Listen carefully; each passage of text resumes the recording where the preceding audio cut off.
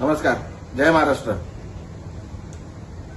जो प्रकार माझ्यात आणि पत्रकारांमध्ये हा झालेला आहे त्याच्यासाठी मी मनापासून दिलगिरी व्यक्त करतो आणि हा प्रकार का घडला हे जरा आपल्याला सांगू इच्छितो.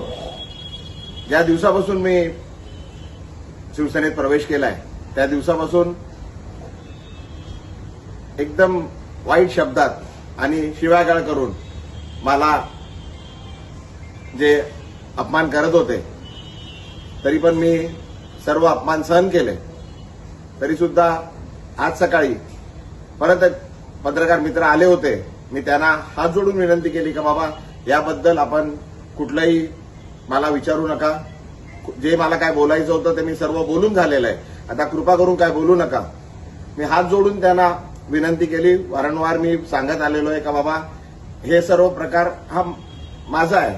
मला आपण जे शिव्या देतात आहे ठीक आहे, पण माझ्या परिवाराला, माझ्या मुलीला, माझ्या पत्नीला, माझ्या वडिलांना, माझ्या परिवाराला आपण जे वाईट बोलताय, शिव्या देतात आहे त्यापासून त्यांना जरा लांब ठेवा असं मी त्यांना वारंवार विनंती करत आलोय.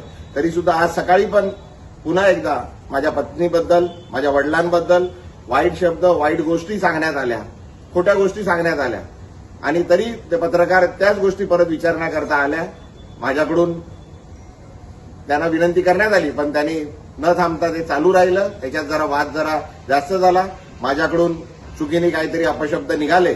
मी त्याकरता पुन्हा एकदा त्या पत्रकारांची आणि पूर्ण पत्रकार समूहाची मनापासून दिलगिरी व्यक्त करतो आणि हे का होतंय हे मी आपल्याला सांगितलंय.